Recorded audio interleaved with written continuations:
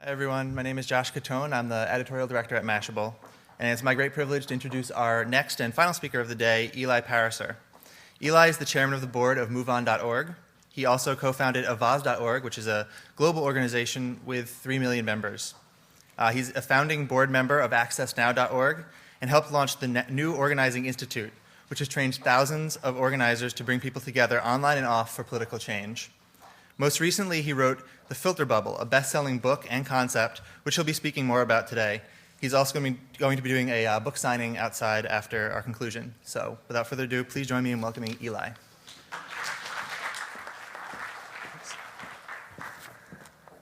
Hi, everybody. Thanks for the nice introduction. The one change there is just that Avaz, a year ago, was 3 million members. Now it's 10 million members. Pretty cool, an online community of people all over the world. It's been an amazing afternoon, seeing how these trends are changing different pieces of the media business. And what I wanted to try to do was to back up a bit and think about, how social media and personalization and the other ways that the web is shaping the flows of information is changing what we know about the world and how we come together to do something about it, changing the way that democracy works. So before we get into how we might address some of the problems that this raises, let's just do a quick review of of the changes in dynamics. This is stuff that many of you are familiar with, but basically, we have this massive rise in the amount of information that's pouring online every day. And the statistic that Eric Schmidt likes to talk about from Google is that if you took the total amount of information generated from the beginning of history until 2003, you'd have about 5 exabytes. That's 80 million 80 gigabyte iPods worth of information. Every conversation, every piece of human art, 5 exabytes. And that's about the amount of information that's pouring online every 2 days now. Every 2 days. So we have this massive amount of information to sort through, and as a result, the amount of attention per bit of information is dropping catastrophically. Steve Rubel calls this the attention crash. It's one of the main things that's affecting how people get information. And as a result, the power and importance of filters that help us figure out which of those bits of information to attend to becomes much more important, arguably the most important in figuring out how to direct how consumers actually come to stories, come to ideas. And you don't have to take my word for it. Obviously, this is something that folks in Silicon Valley are very bullish on, and particularly on this idea of personalization, on the idea of targeting content to particular people in ways that make it relevant for them, that make them engage more. There was a great questioner on the Facebook session who was asking about the links that people click on and whether that sort of gives them more content of that type. That's the trend that we're talking about. And if you listen to Sheryl Sandberg, in the next 3 to 5 years, it will be an anachronism for us to go to a website that is not tailored in some way particular for us.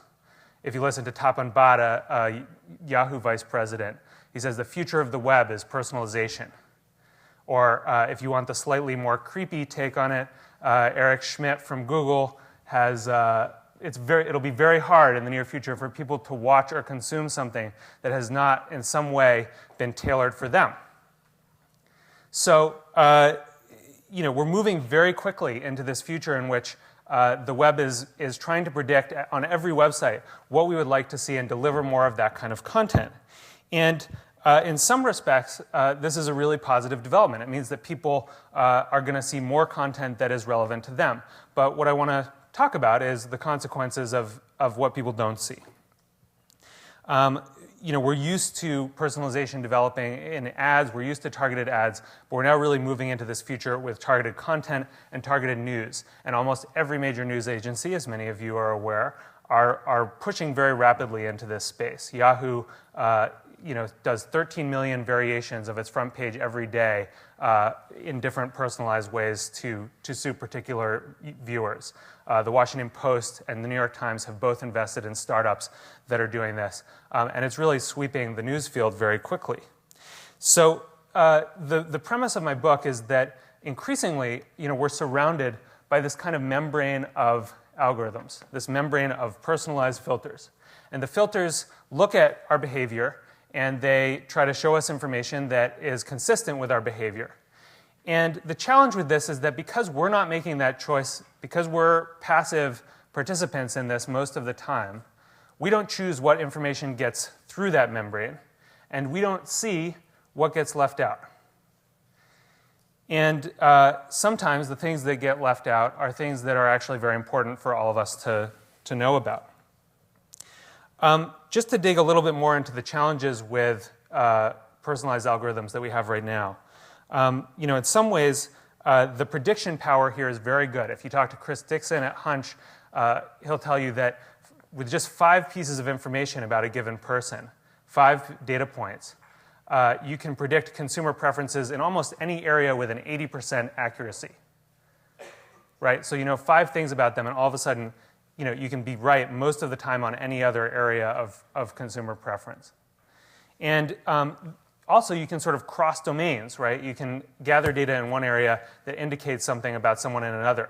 So you don't have to have a click stream about politics in order to be able to infer something about politics. You can look at, for example, does the person prefer milk or wine with their meals more? And if they prefer milk more, then they're more likely to be politically conservative. Or you can look at their dating profile on OkCupid and see that if they list the Big Lebowski on their dating profile, then they're very likely to be a white man. Or you can also draw these different pieces, inferences between pieces of content. So you can see that if someone liked The Wizard of Oz on Netflix, then there's probably another movie that they are very likely to like. You all can probably guess what it is. Of course, The Silence of the Lambs. Those two go together, apparently. But the filters are still really doing this very basic thing. They're looking at a set of data, trying to do regression analysis to match people with people who are like them and products with products who are like them. And often they fail. We're still in this very rudimentary era. And so you do get things like this. If you like Ken Burns' The War, you might like Angelina Ballerina Friends Forever. But I think there's actually, I want to just quickly go through sort of 7 areas where I think human editors are still actually doing a better job than the personalized algorithms.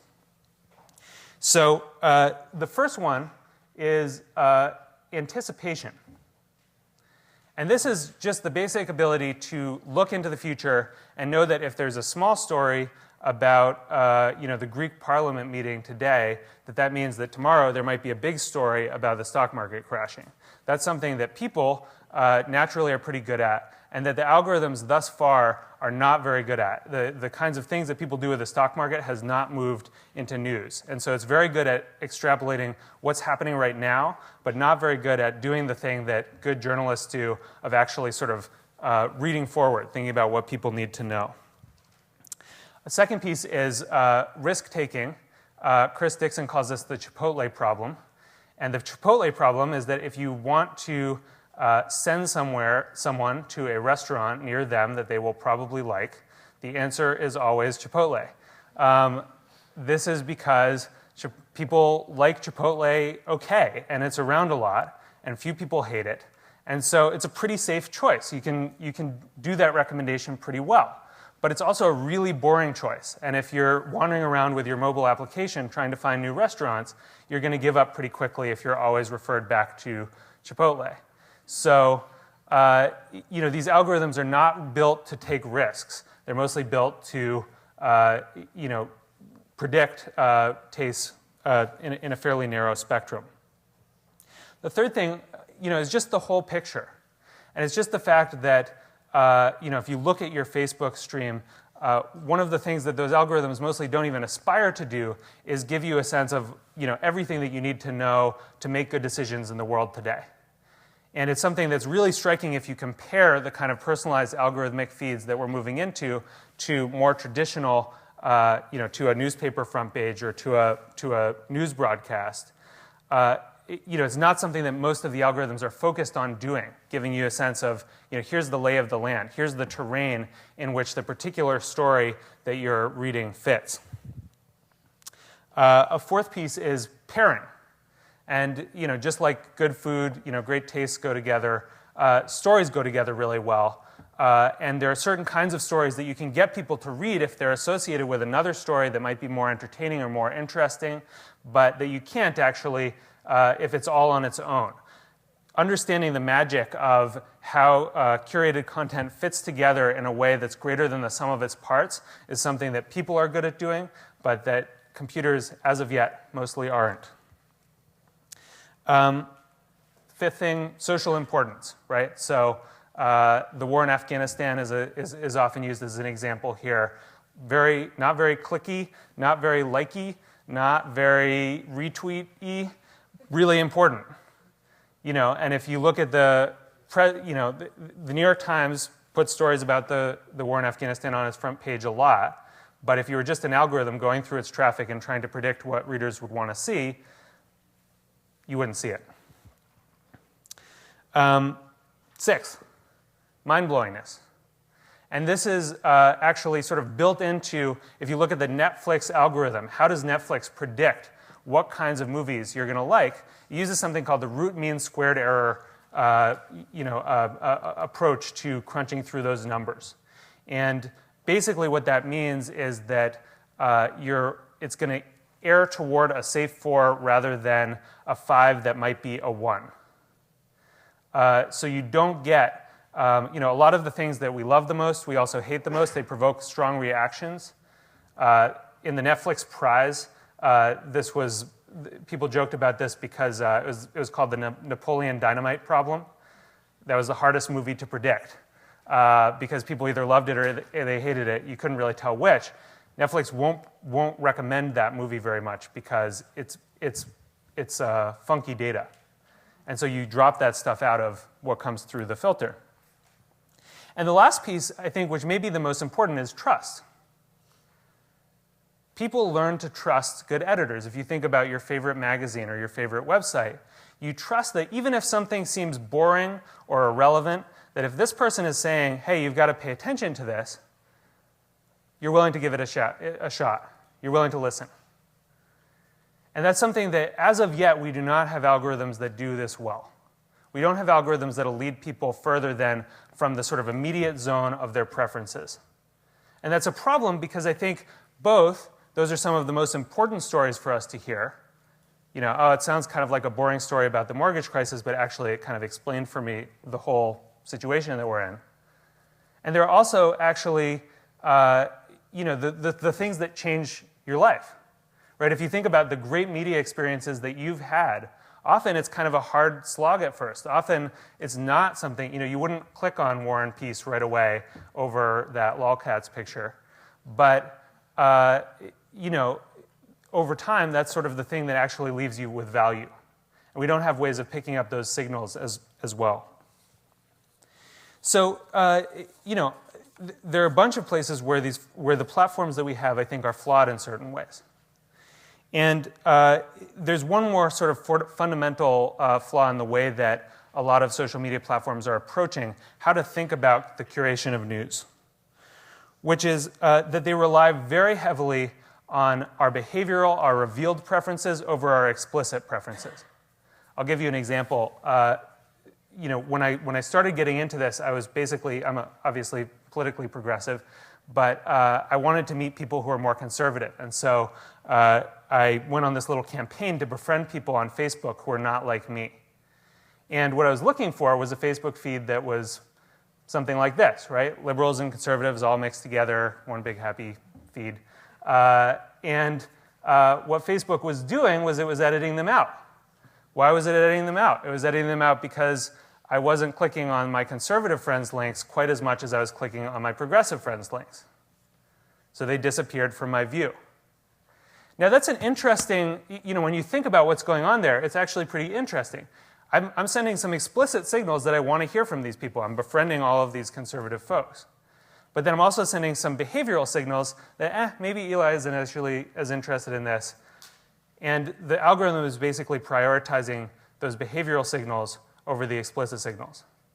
And I can tell you, having been doing the book, going around to many of these companies that have been actually really excited to engage on these questions, this is one of the central questions. In this era where we have data about everyone, do you trust the data about their behavior more than you trust what they actually say they want? I want to argue to everyone here that that's actually a really important question as we move into this new world. Because if you don't trust what people say they want, then you lose the possibility of having consumers have agency in a certain way. Then you're just sending them the links that they're most likely to click first. The other piece that I think illustrates some of the dilemmas here is some research that happened at Netflix with the Netflix queue. And I'll just quickly go through this. Researchers were basically looking at why certain movies move very quickly through the queue and other movies really dawdle around, spend a long time getting out to people. And what they found was that there were basically two clusters. There were want movies and there were should movies. And you had sort of blockbusters and all of the sort of I'm getting home, I just want to watch something and relax on one side of that spectrum, moving very quickly through the queue.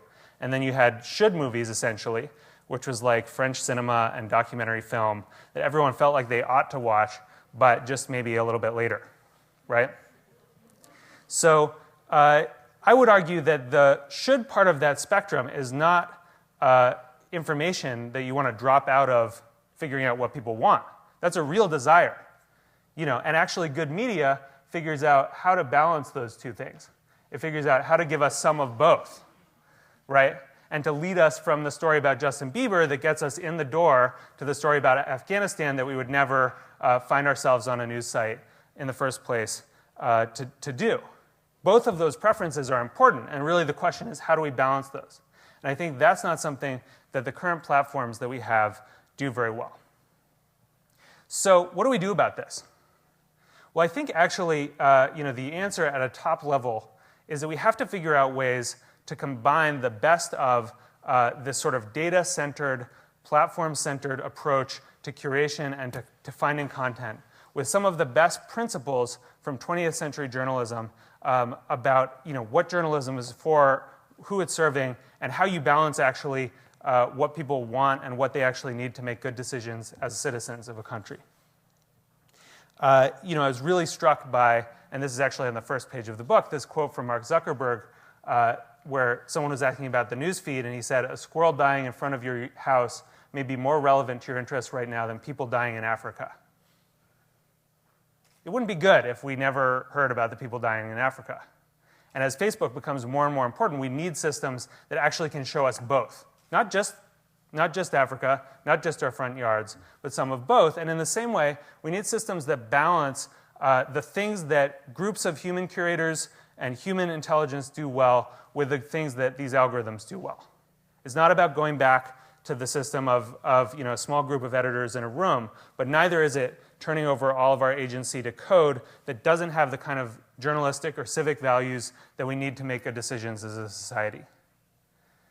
And I think in this room are a lot of people who are grappling with these questions. And the great thing about the internet is that it's this very malleable thing, right? It's not a medium, it's a meta-medium. It's a medium in which we can make new media. And I hope that somewhere here or somewhere out there are people who are actually figuring out how do we build the platforms and systems that solve some of these problems. If you're designing a platform that really figure out, sort of what are the consequences here for democratic decision making? If I have a like button rather than a +1 button, rather than an important button, how does that actually shape what information gets through? And how do we make sure that the information that gets through isn't just the stuff that keeps people clicking, but also the stuff that gives them value in the long term? If we're, people who are producing hard news, I think the question is, given that there are these filters that are very keyed into user behavior, how do we pitch our stories in ways that people are actually find them irresistibly interesting? How do we make hard news as irresistible and shareable as lolcats?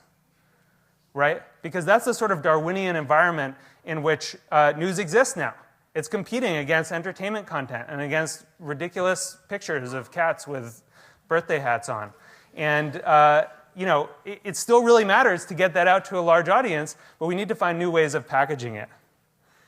And then, really this question of how do we blend the best of 20th century journalistic ethics, I don't think it's all worth throwing away. I don't think that new media has solved all of these problems. We have learned a lot in the last century about how to actually curate media that matters and that keeps large groups of people involved and thinking about these issues. How do we bring the best of that into the code that we're writing, into the systems that we're making, into the communities that we're building in the 21st century? That seems to me to be the key question.